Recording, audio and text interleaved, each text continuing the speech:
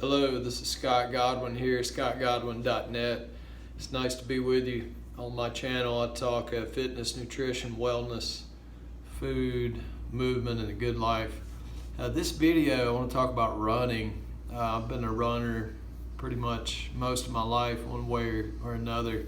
I usually run about 3 days a week just for the health benefits and be able to play sports when I want to play. These principles that I give you apply to distance running or shorter sprinting. This applies to running in general. So no matter whether you're a sprinter for sports or whether you're a distance runner, you can use these exercises and these principles.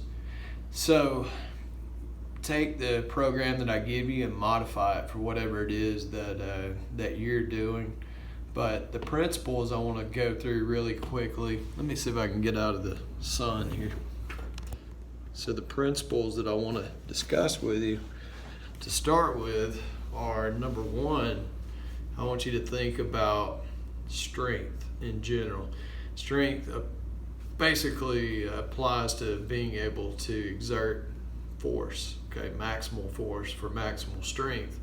But to be able to run, you have to exert force against the ground. You have to be strong.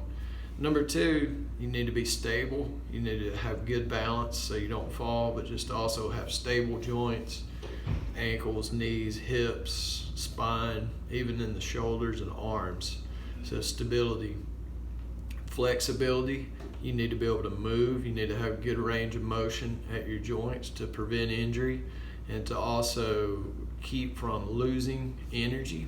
By having stiff joints, you can actually have what are called energy leaks, where your body, which is like a chain, where it has places that don't function correctly.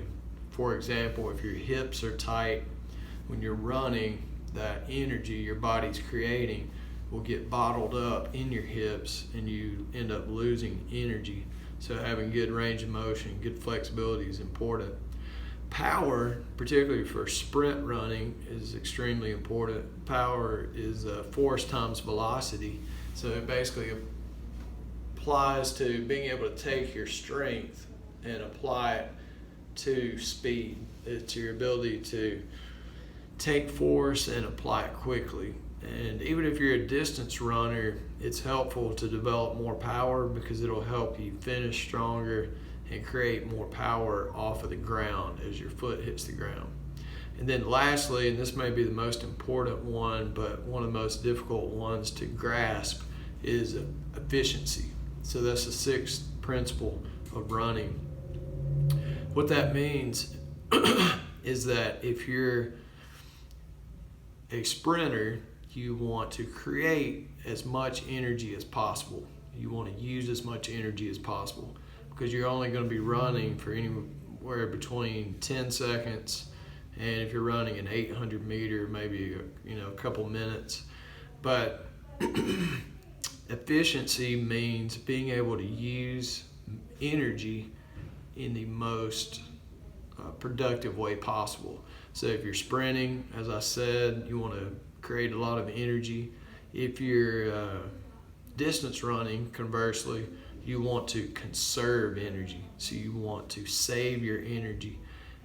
That's because you're obviously running at greater distances, and if you burn it all up by using a sprinting style of running, then you're not going to perform as well. So in regards to that sixth principle, just think about the type of running that you're doing. Even if you just run for exercise like I do, if you do a day of interval training where you do sprints, on those days you want to try to create a lot of energy and run fast, whereas the days where you do what I call mule work, which is like slow and long distance, on those days you want to try to conserve energy so you can go a greater distance.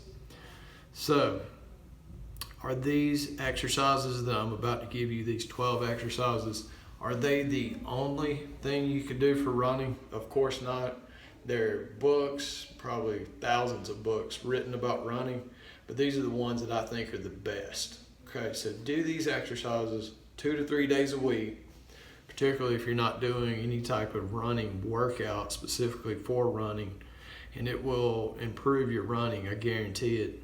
And do these exercises, like I said, 2 to 3 days a week. As far as your running itself, everyone has their own philosophy, but I think 3 to 4 days a week, maybe 5 days, is a good number of running workouts per week.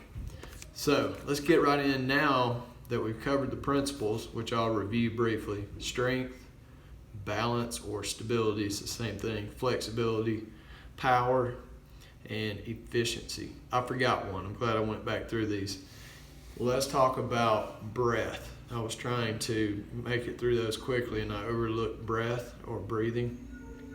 So when you're sprinting, breathe hard, breathe forcefully, breathe fast. Okay, when you're distance running, control your breathing. Breathe slow. Breathe in your belly. Bring air in slowly and deeply.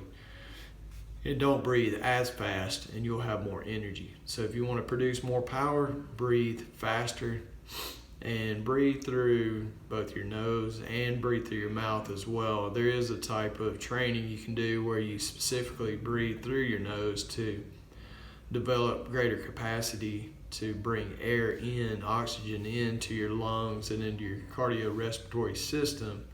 But with breathing, with breath work, the key thing to remember is to take deep breaths, breathe faster for power, breathe slower for more endurance, and that is that sixth principle. So I'm glad I went back over those. So again, strength, balance, which is stability, flexibility, power, breath, and then training efficiently, so efficiency.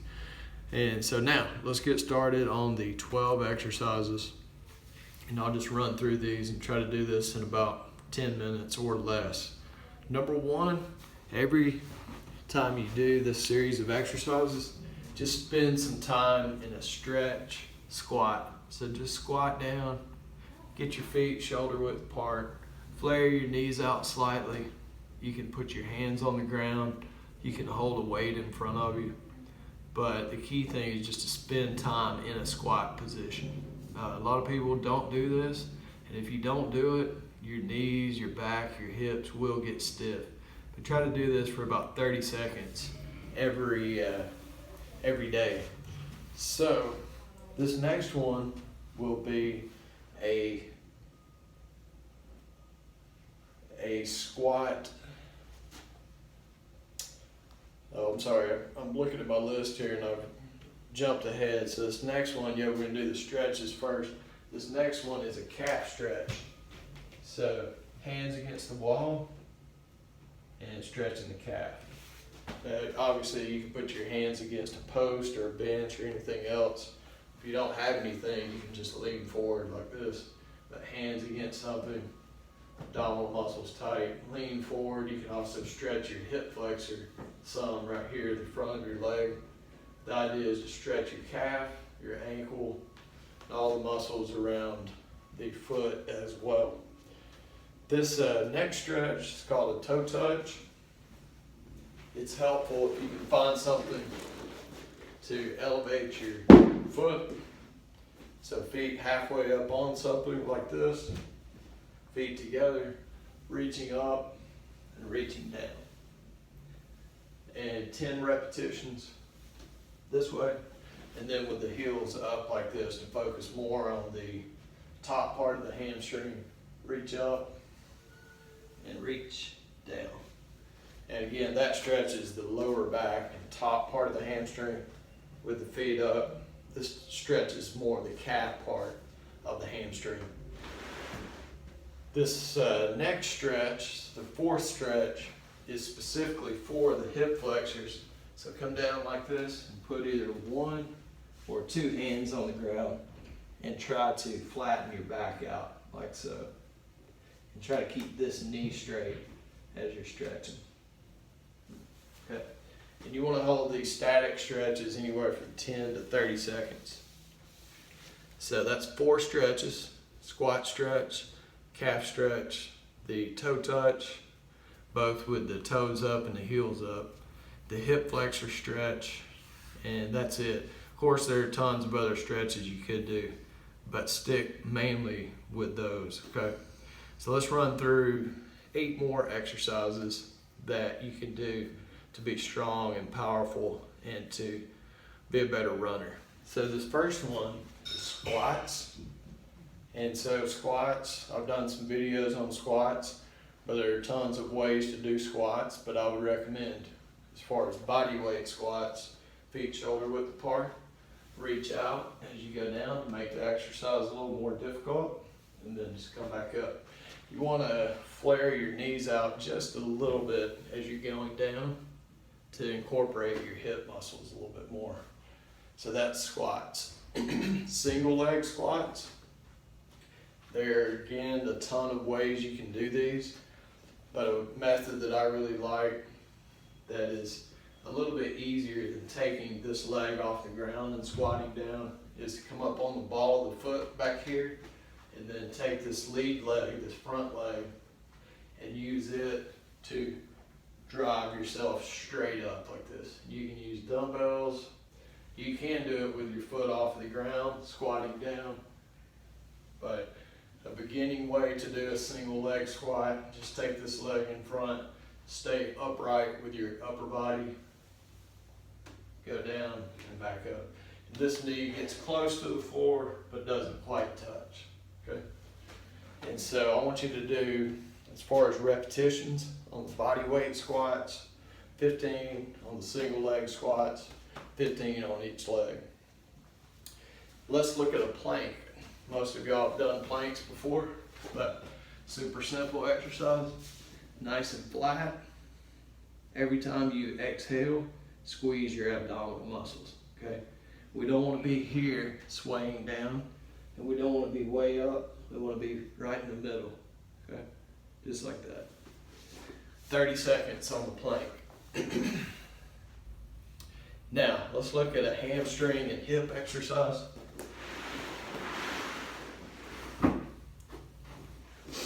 These are double and single leg bridges, okay? Feet in close to the butt, using your hamstrings and your glutes and your lower back, bridge up, okay? Just like so, just raise and squeeze. Single leg bridges, just like single leg squats, are a little bit harder. One leg and push up, okay? Just like that. So, 15 of those also. Now these body weight exercises, start with 15. Once 15 is easy, build up to 2 sets of 20. So you can do more volume, more repetitions. If you add weight, do fewer reps and do 2 to 3 sets of 10, okay? Let's talk about this next exercise, heel raises. So we did a calf stretch earlier where we stretch these muscles down the back of the leg as well as the ankle and foot muscles. So now we're going to do something to strengthen that area. Feet halfway on, halfway off. You can use a stair or any type of book or anything like that. You can use a weight plate in the gym, but just feet halfway on, halfway off, and raising the heels up, like so. Okay, so it's a body weight exercise. So do about 15 repetitions and 2 sets, okay? Pretty much 2 sets on everything. You can always add more, but at least 2 sets. Let's talk about power real quick. So I mentioned that as one of the principles, that even if you are a distance runner, you want to be able to have power when you need it to finish a race strong, or to be able to generate power when your foot hits the ground. So let's talk about just a real simple power exercise. Squat jumps. Squat down a quarter of the way down, and then press into the floor, exert some force. Bring your arms, exhale, and come straight up, okay? Squat jumps. So here, arms back, just like so, okay? Again, it's a body weight exercise, so do around 15 repetitions. On that one though, because it's a power exercise, what I want you to do is do them 5 at a time so that your power does not decrease dramatically. So do 5 as hard as you can, rest, 5 more, rest, 5 more, okay? So, we got 2 more. The last 2 exercises, and this is more strategy than a specific exercise. For you competitive guys out there, I want you to think about 2 things. For everyone else, use it for health purposes, okay? I want you to run longer and faster, okay? So that's 11 and 12 on our exercises. What I mean by that, if your goal is to run 2 miles as fast as you can, I want you to run both longer than 2 miles and faster than you would run when you run your 2 miles. So if you normally can run 2 miles in 7 minutes per mile, so 14 minutes, I want you to go out and do some workouts where you run longer than that. So you're going to do some workouts where you run 3 or 4 miles, maybe 5 miles. Even though your goal is to run 2 miles faster, you're going to run longer than that to build up your endurance. But you're also going to do workouts where you run shorter distances but faster. Okay, so run longer and run faster. If you're just working out and running for health reasons, 1 day a week, do a long run. 1 day a week, do a fast run, okay? So they're both important. So let me just, and I'll put this in the video notes, but let me just run back through these again. The principles are strength, balance, which is stability, flexibility, breathing correctly, power, and efficiency, okay?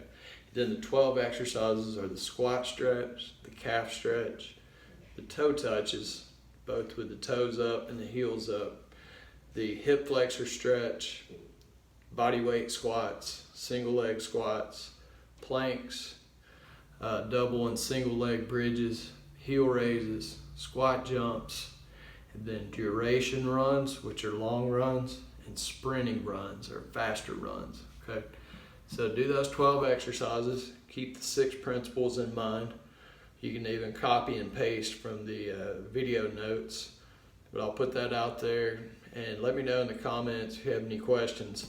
Again, I'll make the point again, there are a ton of other things that you could do, a ton of other excellent exercises to add to this, but those are some of the best, I would say the best things you could do for a running workout besides run, particularly if you're not currently doing a running workout in the gym or using strength exercises.